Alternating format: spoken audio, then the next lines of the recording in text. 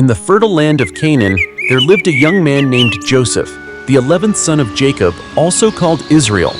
Joseph was special, loved by his father more than his brothers. Jacob made this love clear when he gave Joseph a richly ornamented robe, a coat of many colors, a gift that would forever mark Joseph as favored. But this favoritism sowed seeds of bitterness in the hearts of Joseph's brothers. Listen to this dream I had. Joseph said one morning, his voice full of wonder. We were binding sheaves of grain in the field when suddenly my sheaf rose and stood upright, while your sheaves gathered around mine and bowed down to it. His brothers exchanged sharp glances, their faces dark with anger. Do you intend to reign over us? They scoffed, but Joseph's dreams did not stop. In another, he said, The sun, moon, and 11 stars were bowing down to me. This dream was too much. Even Jacob rebuked Joseph, saying, Will your mother and I and your brothers actually bow down to you? One day, Jacob sent Joseph to check on his brothers as they tended their flocks. When they saw him approaching in the distance, the brothers whispered among themselves. Here comes that dreamer. One sneered. Let's kill him and throw him into one of these cisterns. We'll say a wild animal devoured him. Then we'll see what comes of his dreams. But Reuben, the eldest, spoke up. Let's not take his life. Don't shed any blood. Throw him into this cistern, but don't harm him. Reuben planned to rescue Joseph later, but the others agreed to his suggestion. As Joseph arrived, full of trust and unaware of their malice, the brothers seized him. They stripped off his colorful robe and threw him into the dry, dark cistern. While they ate their meal, a caravan of Ishmaelites approached, their camels laden with spices bound for Egypt. Judah, another brother, proposed, What will we gain if we kill our brother? Let's sell him to the Ishmaelites instead. The brothers agreed. They hauled Joseph out of the cistern and sold him for 20 pieces of silver. As the caravan disappeared over the horizon, Joseph's cries for mercy faded into the distance. Jacob recognized it immediately. His face crumpled as he cried out, It is my son's robe. A ferocious animal has devoured him. Joseph has surely been torn to pieces. In Egypt, Joseph's journey was just beginning. Sold to Potiphar, an officer of Pharaoh, Joseph worked as a servant in his household. Yet even in slavery, Joseph prospered because the Lord was with him. Potiphar noticed this and placed Joseph in charge of everything he owned. But Joseph's troubles were far from over. Potiphar's wife cast her eyes on him and tried to tempt him into sin. Day after day she pursued him, but Joseph refused, saying, How could I do such a wicked thing and sin against God? One day, when no one else was in the house, she grabbed Joseph's cloak and demanded, Come to bed with me. But Joseph fled, leaving his cloak in her hands. Furious, she called the household servants and accused Joseph of trying to harm her. Potiphar believed his wife's lies and had Joseph thrown into prison. Even there, the Lord was with Joseph. He gained favor with the prison warden, who put Joseph in charge of the other prisoners. While in prison, Joseph's gift for interpreting dreams became known. Two of Pharaoh's officials, the cupbearer and the baker, were thrown into the same prison. Joseph noticed their distress and asked, Why do you look so sad today? We both had dreams, they replied. but there is no one to interpret them. Joseph said, Do not interpretations belong to God? Tell me your dreams. The cupbearer spoke first. In my dream, I saw a vine with 3 branches. It budded, blossomed, and its clusters ripened into grapes.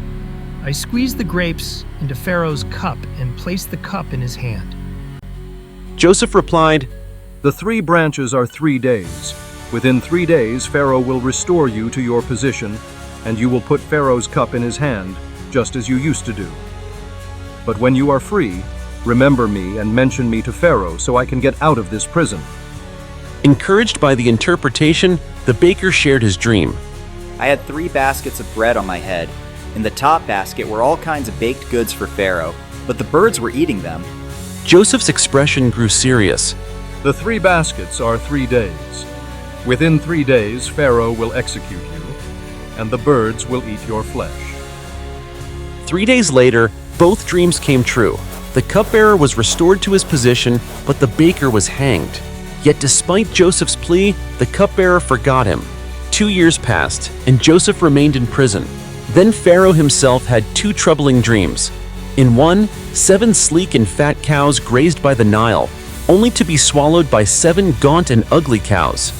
In the other, 7 healthy heads of grain were devoured by 7 thin and scorched heads. None of Pharaoh's magicians or wise men could interpret the dreams. Finally, the cupbearer remembered Joseph and told Pharaoh about him. Joseph was summoned from the prison, cleaned up, and brought before Pharaoh. I hear you can interpret dreams, Pharaoh said. I cannot do it, Joseph replied. but God will give Pharaoh the answer he desires. After Pharaoh described his dreams, Joseph explained, The dreams of Pharaoh are one and the same. God has revealed to Pharaoh what he is about to do. The 7 good cows and 7 healthy heads of grain represent 7 years of abundance. The 7 gaunt cows and scorched heads of grain represent 7 years of famine. God is warning Pharaoh to prepare. During the years of abundance, store up grain so that Egypt will survive the famine. Pharaoh was so impressed by Joseph's wisdom and humility that he said, Since God has made all this known to you, there is no one so discerning and wise as you. You shall be in charge of my palace, and all my people are to submit to your orders. Only with respect to the throne will I be greater than you. Pharaoh gave Joseph a fine robe, a gold chain, and his signet ring. He placed Joseph in a chariot, and the people shouted, Make way. As Joseph passed. For 7 years, Joseph oversaw the collection of grain throughout Egypt, storing vast quantities. When the famine came, Egypt had enough food, and people from other nations came to buy grain, including Joseph's brothers. They bowed before him, not recognizing the brother they had sold into slavery years ago. Joseph tested them to see if they had changed, accusing them of being spies and demanding that they bring their youngest brother Benjamin to Egypt.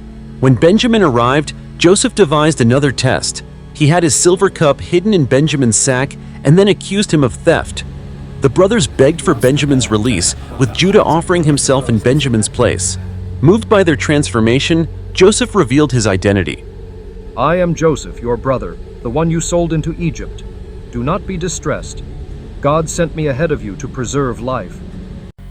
Tears flowed as Joseph embraced his brothers. He sent for his father, Jacob, and the entire family moved to Egypt, where they lived in prosperity. Years later, after Jacob's death, Joseph's brothers feared he might seek revenge. But Joseph reassured them, saying, You intended to harm me, but God intended it for good to accomplish what is now being done, the saving of many lives.